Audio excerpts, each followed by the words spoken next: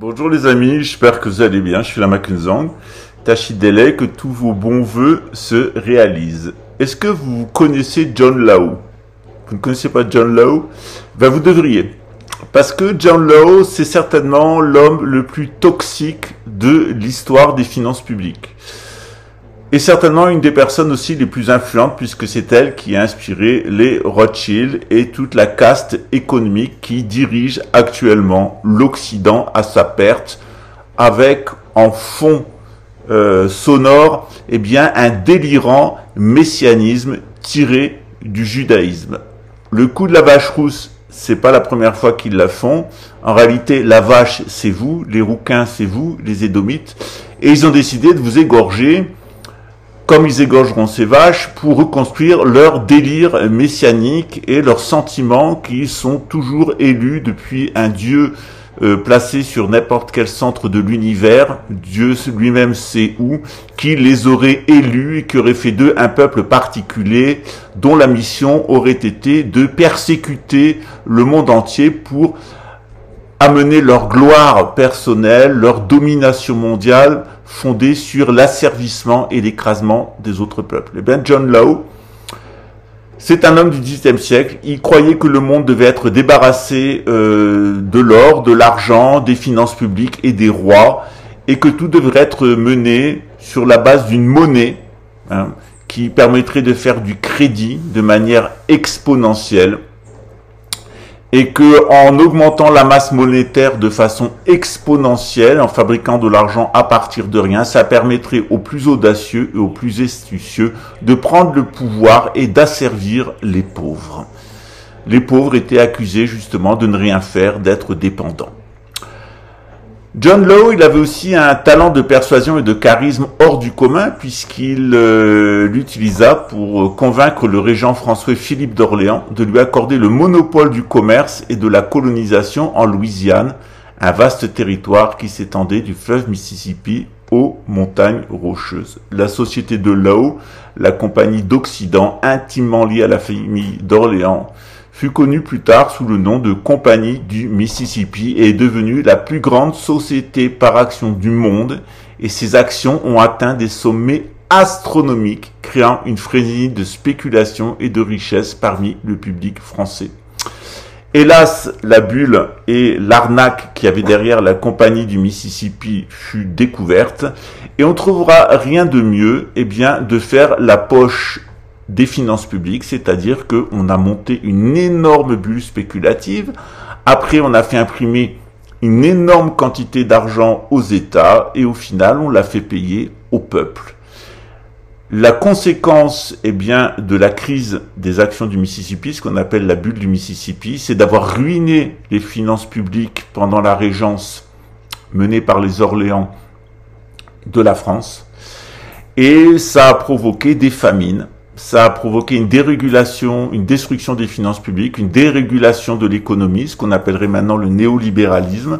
Ça a provoqué un commerce florissant qui n'a enrichi que la caste bourgeoise, qui a détruit l'État, détruit l'autorité du roi et détruit les peuples qui, au final, ont payé la facture. Pour se sortir de l'impasse, eh bien, les mêmes financiers depuis Londres, inspirés par Law, et sous la conduite des Orléans, qui étaient grands maîtres du Grand Orient de France, ont décidé d'assassiner les Français pour s'en débarrasser. C'est-à-dire qu'au début, ils vous séduisent en disant qu'ils vont vous sauver du roi, ils arrivent en sauveur, et puis à la fin, eh bien, ils disent que vous devez mourir pour eux. Ils ont convaincu les Français qu'il fallait d'abord se débarrasser de l'aristocratie terrienne attachée au roi, amener les Orléans au pouvoir, parce qu'ils comptaient bien tirer les marrons, et tout ça, ça a été fait avec de l'argent qui était stocké à Londres et les spéculateurs londoniens. Oh, ils n'en étaient pas à leur coup d'essai, ils avaient fait la même chose en Angleterre, puisqu'ils ont provoqué l'assassinat du roi Jacques et puis la révolution d'Oliver Cromwell, des têtes rondes,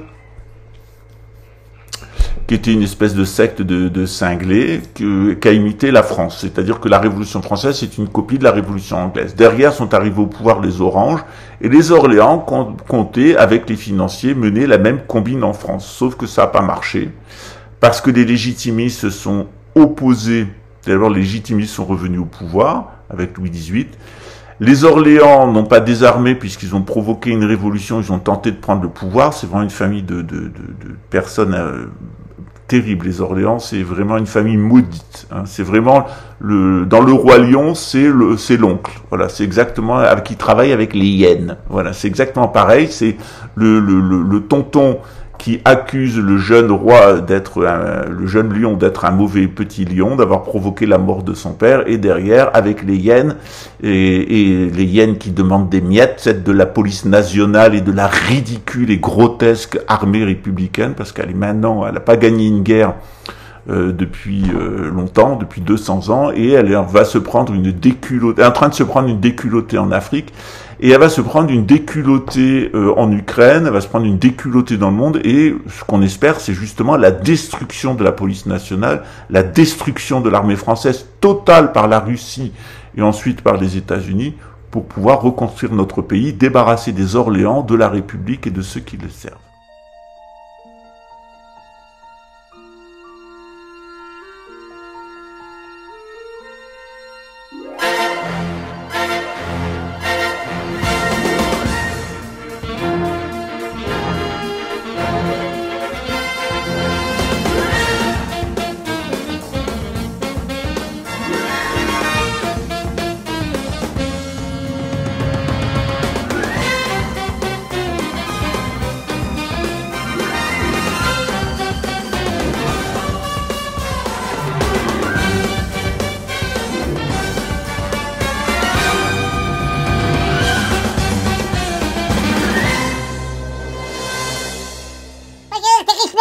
On va débunker les Khazars. Les Khazars, ça n'existe pas. C'est la secte Richelieu. Il est contre quelqu'un dit. Les Khazars, ça n'existe pas. Les Khazars, ça n'existe pas. Les Khazars, ça n'existe pas. Les Khazars, ça n'existe pas.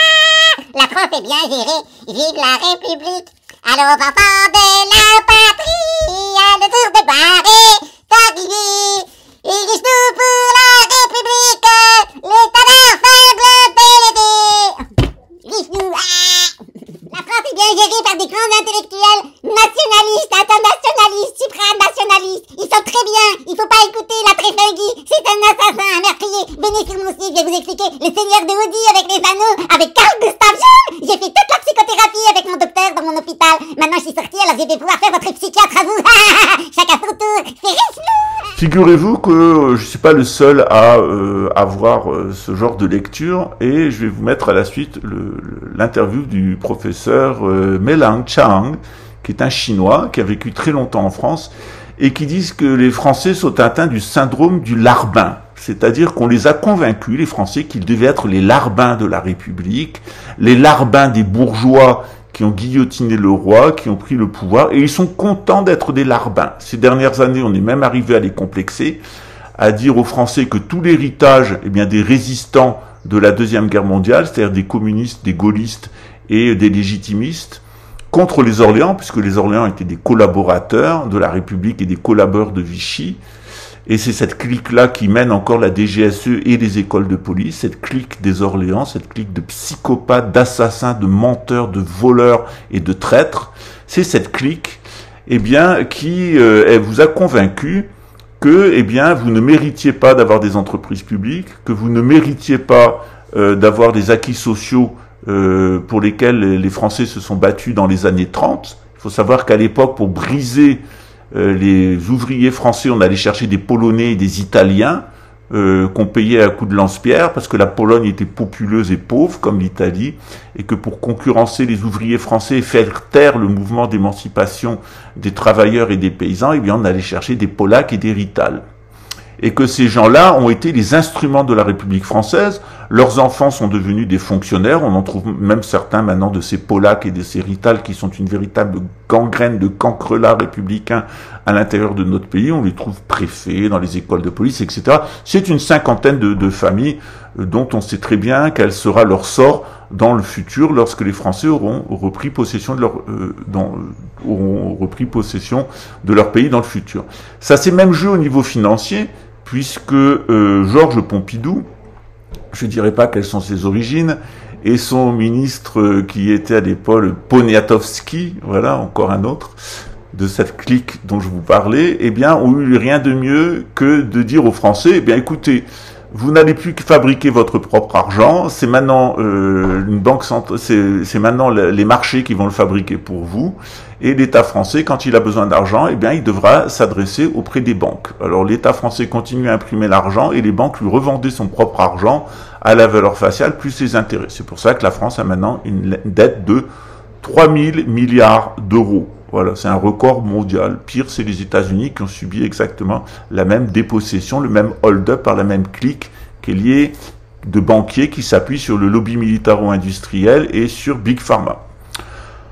Très souvent, j'ai des étudiants au téléphone, des mamans et qui sont inquiets, je leur dis interdisez à vos enfants de rentrer dans la police nationale ou dans l'armée républicaine, vos enfants vont se faire tuer, ils sont au service, vont devenir les larbins des bourgeois qui, en haut, sont menés par des circoncis du 8e jour qui se sont détachés de leur propre tradition et qui n'ont retenu de leur propre tradition qu'il fallait asservir les goyes par la monnaie et qu'il fallait se couper avec les dents un bout de sgeg au 8e jour. Voilà, ça a donné une clique de gens qui sont absolument des dégénérés, genre Soros, genre Rothschild, qui ont une influence exécrable sur la finance mondiale, qui ont une influence exécrable sur la politique mondiale. Ça a donné des Brejninski, ça a donné le CFR, ça a donné toutes ces cliques qui remontent exactement au même type de personnes.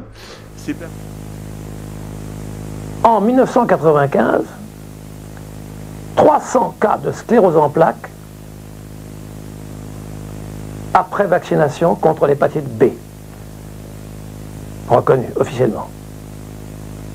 La chimification de la terre et des médicaments, avec pour conséquence stérilité de la terre, maladie dite iatrogénique, c'est-à-dire les effets secondaires qui sont pires que la maladie, et tératogénique, c'est-à-dire la naissance de monstres.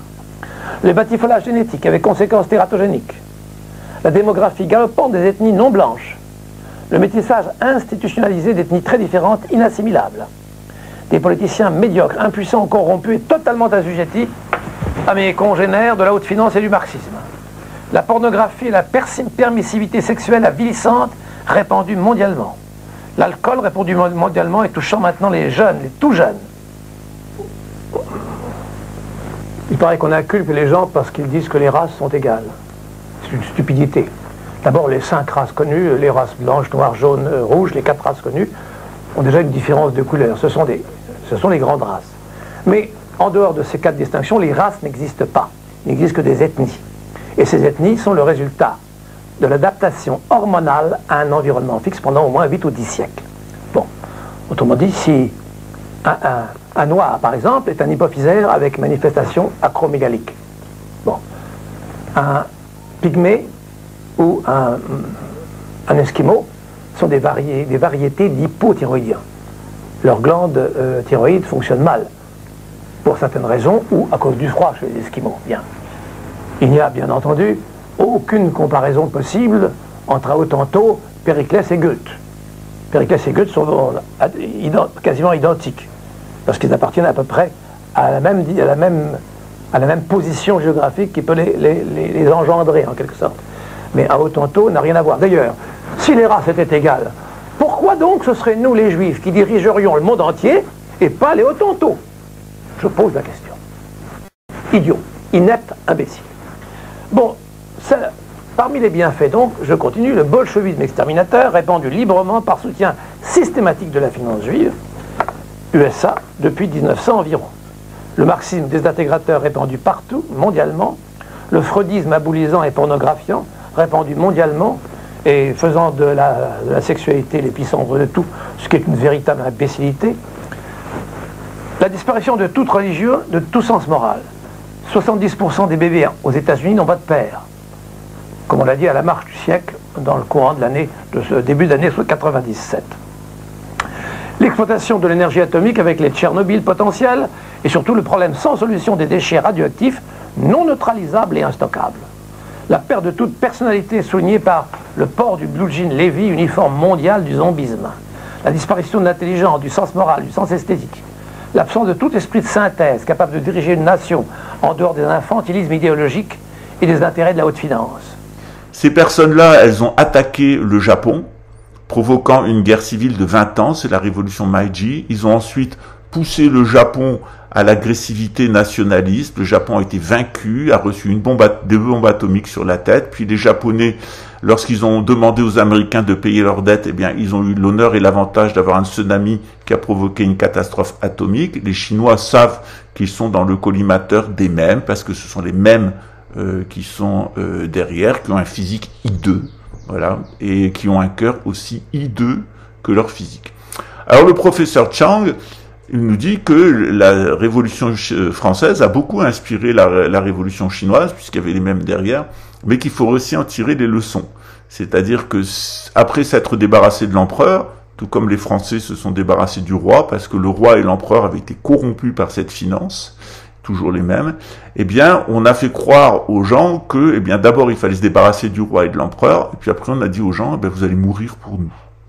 Et c'est exactement ce qu'a fait Mao pendant la révolution culturelle, et puis Mao est mort, la bande des quatre a pris le pouvoir, et Deng Xiaoping s'est tourné vers Nixon pour faire rentrer le capitalisme en Chine et sortir la Chine de l'impasse dans laquelle elle s'était mise. Mais on continuait à dire aux Chinois qu'ils devaient mourir pour les tyrans qui les dirigent. Eh bien, cessez de mourir pour les tyrans qui vous dirigent, cessez d'être les larbins de la République, il faut mettre des sujets du roi et être libre avec nos traditions qu'être des larbins de la République qui vous a promis une fausse liberté.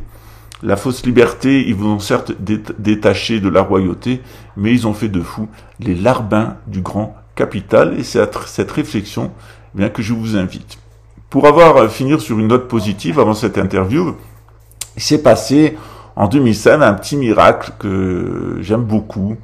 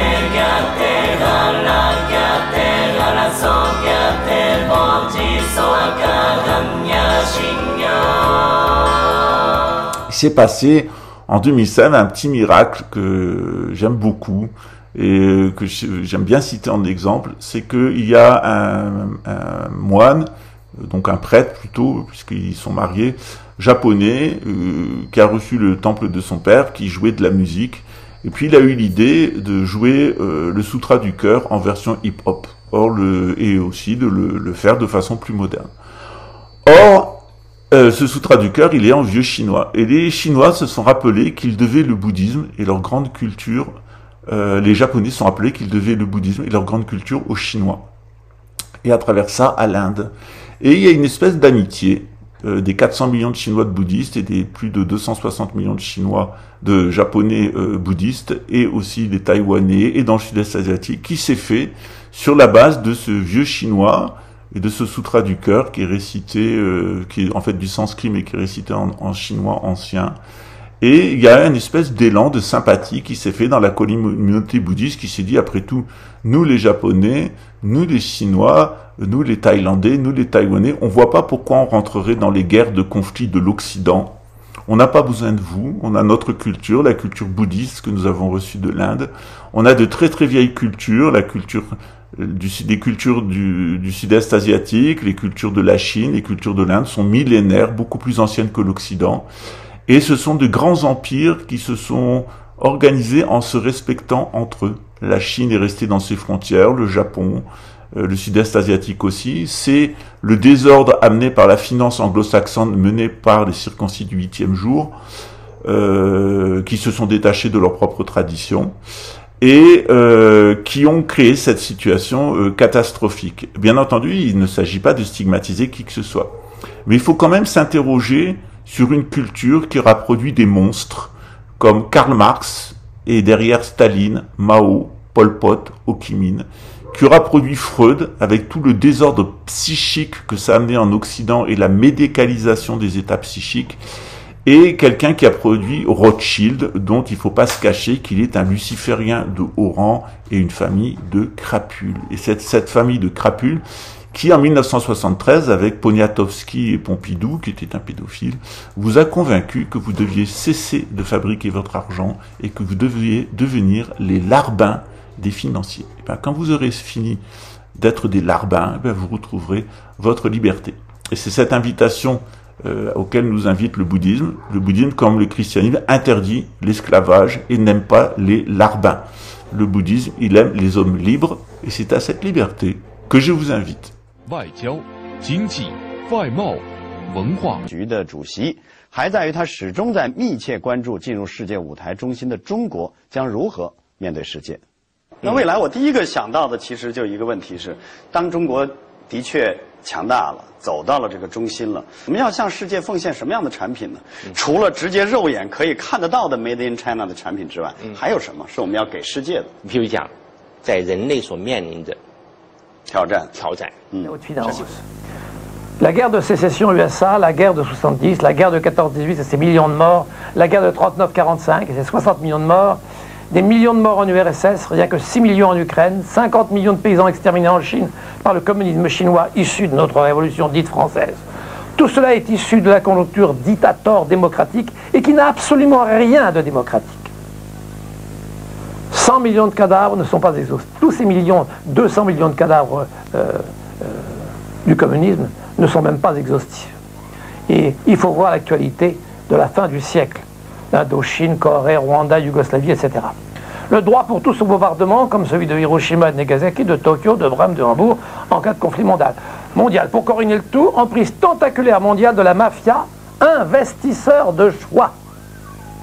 La libération de la femme, cet épicentre de la vie, qui par conditionnement psychologique ou par insuffisance de ressources du couple, ne peut plus désormais accomplir sa finalité d'épouse et de mère, voit ainsi les enfants à une délinquance croissante à une vitesse exponentielle.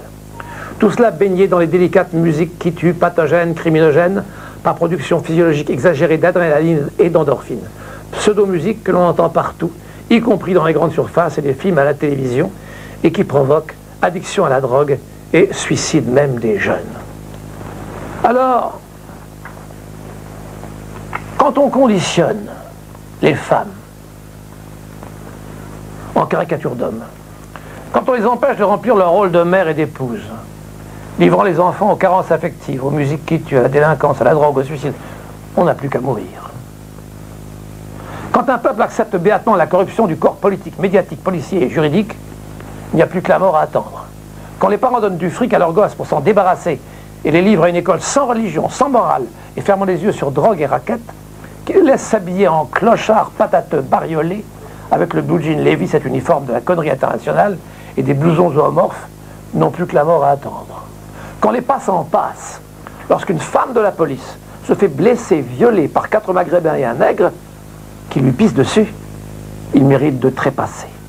Quand un peuple accepte des lois totalitaires qui lui enlèvent toute liberté d'expression, il n'a plus qu'à attendre la mort. Quand un gouvernement accepte que l'on pollue son air, sa viande, ses légumes, ses fruits, son eau, son sol, pour complaire à la psychose de rentabilité de la haute finance, il n'a plus qu'à crever. Quand un peuple laisse ses gouvernants faire condamner par une justice asservie des professeurs qui disent la vérité, qui déplaît à la haute finance et au marxisme qui les manipule, il mérite l'esclavage et la mort.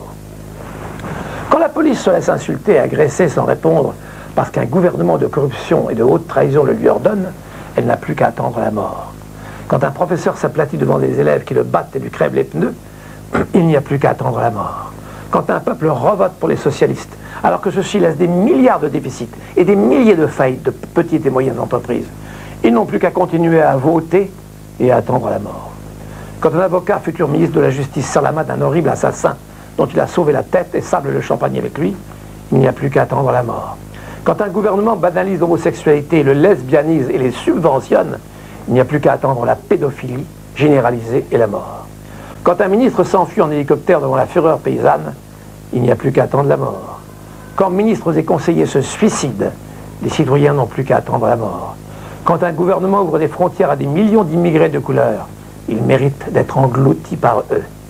Quand un monde accepte la psychose de rentabilité et de production indéfinie dans un monde fini, de la haute finance et de la dictature absolue, qu'elle exerce sur les politiciens de tous les partis, les traités internationaux, la drogue, le commerce, l'industrie et l'agriculture, il n'a plus qu'à se dissoudre et disparaître dans la putrescence de tous les corollaires du postulat de l'argent roi. 甚至困境，对，是吧？我们是不是能够提供更多一点公共产品？和平发展问题，我们能不能够提供更多的公共产品？我刚才讲了维和，我们是不是能够多做一点？第二，我觉得就是我们呢，要向世界阐明我们的一些主张，这个很重要。你比如讲，我不知道严嵩你注意到没有？从这个过去20年，你回顾这个国际关系的轨迹，有2个思路。第一个思路呢，就是要改造人家，你得听我的，你不听我的，老子就揍你。但是伴随着奥巴马上台，其实就是一场校正，是吧？校正，你这个讲得很对。还有一个思路呢，我不是要改变人家，我寻找共同点，和而不同，和而不同。我们呢寻找共同点。寻找共同利益，就是发现共同利益，发展共同利益，使共同利益最大化。还有没有您在想到2010年到来的时候，会有您，也许会发生这种变化，是您期待的？2010年呢，上海世博会举行，这个是这您在其中，对，这个是一件了不起的事情，因为到了中国来举行。人类历史上第一次以城市为主题来举办世博会，城市让生活更美好。对，这件事情我认为呢，对中国老百姓来讲很重要，因为我们正在处在一个城市化的高潮当中。城市化应当怎么样搞，并没有固定的模式而且各个城市的领导者他们的思路也并不一样，所以我想希望中国人能够从世博会当中找到一条参照古今中外的好的和经验和失败的教训，找到一条适合中国城市化的道路。第二，几万日本人在那排队，在一个公园里头。后来世博会一结束，都拆掉了，环保理念非常强。对 ，logo 都是绿的，绿颜色的。绿颜色的，是的。他排队，因为这个世博会大家都来看了，很短的时间，就是184天，几万日本人排队，等了几个小时，一走之后地上片纸不留。你不能不佩服日本人的秩序或对这个公共道德。我想我们中国人能不能排队排几个小时，加塞会不会有？弄得这个地上狼藉不堪，会不会有？这个事情人家不是看，所以我在这个日本爱知世博会的时候跟他们因为我是评委，大家都这一点，各国的评委很佩服，就看出来一个国民的素质。我想我们就应让我们的国民的素质是正在提高。我真诚的希望。利用这个世博会这个机会，把我们的素质进一步提高。因为奥运会，我看到我们的素质就有所提高。你说我们在公共场合的服务，比过去有较大的改善。把利用这个东西，不要向好的学习，不要向那些差的看。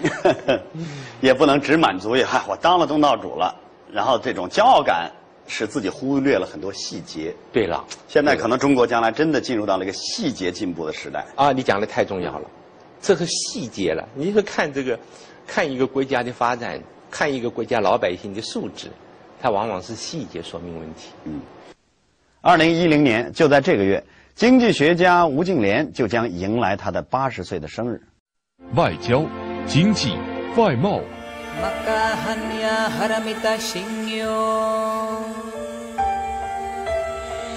自在菩薩行人般やはらみたじ証券言海空洞一切空役者利子式不意空空不意式式即税空空即税式重創業式役部尿税者利子税商法空相不商不滅不空不徴不増不減税航空中無式無重創業式無限に微税真に無式証拠未速報無限界内し無意識界無無明薬無無明人内し無老死薬無老死人無空終滅老無知薬無得意無衝動根傍来サタエハンヤハラミタコシン無形ゲ無形ゲゴ無有空不音理一切天道無相空行念半三世小仏へ般やハラミタ高徳アノクタラ三脈三菩提高知般やハラミタ税来人修税大名修税無常修税無道道修の上一切空真実不公合説般やハラミタ収束説修圧ギャテハラ